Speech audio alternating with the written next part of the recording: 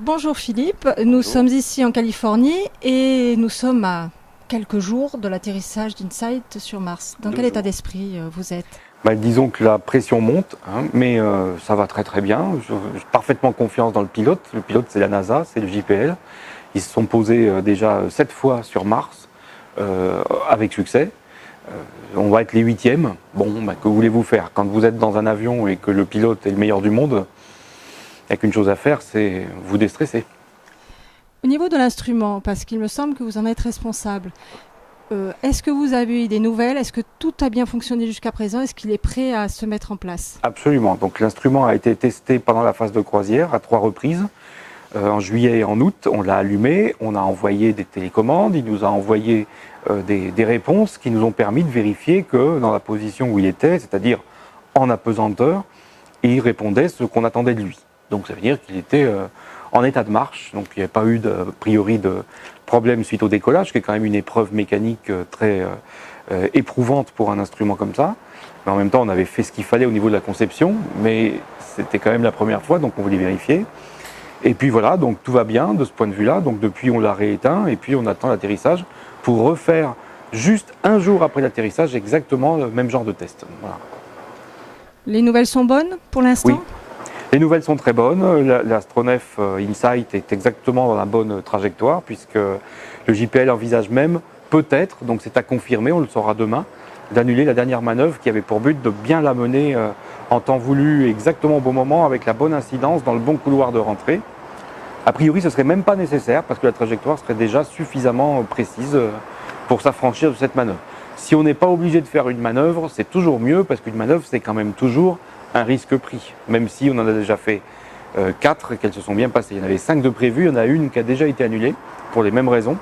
Donc il y en a eu 4 de fait, impeccables, il n'y a aucune raison de craindre celle-ci, mais si elle est inutile, autant s'en affranchir. Une fois installé sur Mars, ce n'est pas immédiatement que SAIS va se mettre en place. Non. Il va se passer quelques temps. Oui, il va se passer plusieurs jours. D'abord, ils vont ouvrir les panneaux solaires tout de suite, parce que si on n'a pas d'énergie, au bout de 2 jours, les batteries de l'atterrisseur ne suffisent plus, et la mission sera compromise. Mais si les panneaux se déploient bien, je crois même que si un seul panneau se déploie, ils peuvent subvenir aux besoins en énergie. Et immédiatement, dès le lendemain, on va allumer l'instrument pour vérifier qu'il fonctionne. Et tout de suite, surtout, on va étudier les photographies du terrain sur lequel on est censé le déployer. Parce que ça, c'est une grande curiosité. C'est déterminant. On espère que ce terrain sera plat, sans accident, sans gros rochers, parce que le sismomètre a besoin de quelque chose de plat. Donc on attend tous avec impatience ces premières images-là, quoi.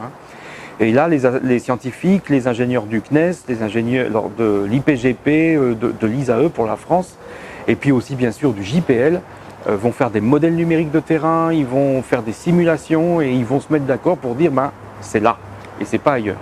Dès qu'ils sont d'accord, normalement on sera autour du 10 décembre, on déploie avec le bras l'instrument, le sismomètre, et on l'amène petit à petit sur le lieu choisi. Et en fait, c'est autour de Noël, un peu après Noël, qu'on aura fini cette manœuvre si tout s'est bien passé.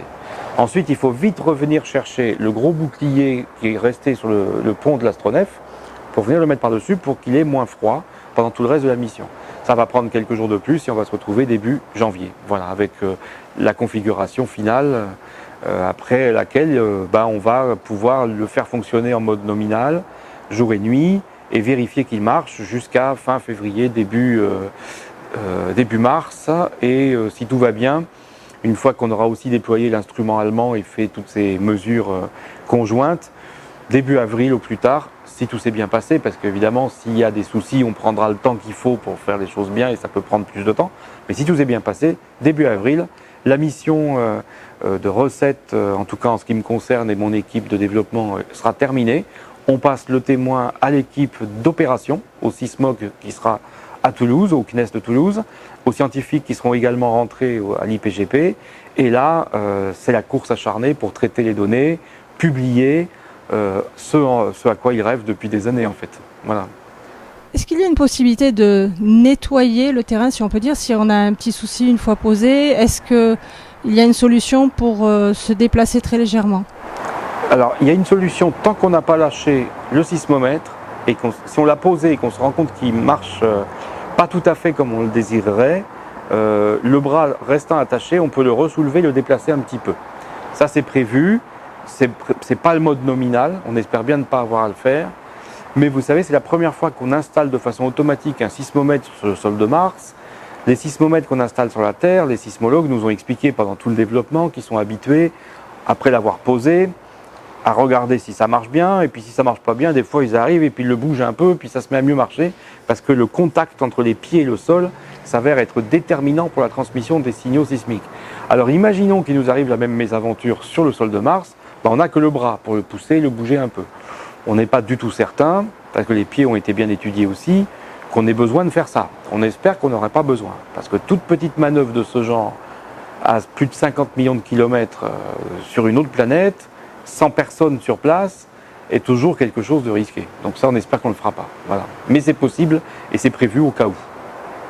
Alors, est-ce qu'on peut dire qu'à partir de fin avril, début mai, donc si tout s'est passé, votre aventure martienne se termine?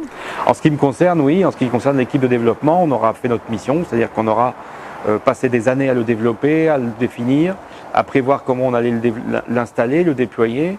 Et une fois que ça s'est fait, eh bien, on a une autre équipe pour avoir des troupes fraîches qui, elles, en parallèle, ils sont déjà en place, préparent cette exploitation. Et nous, on pourra passer vers d'autres horizons. Voilà. Plus lointaine, peut-être? Alors, ce qui me concerne, oui. Plus lointaine. Oui. Beaucoup plus lointaine. Voilà. On en reparlera certainement dans le magazine plus tard. Merci.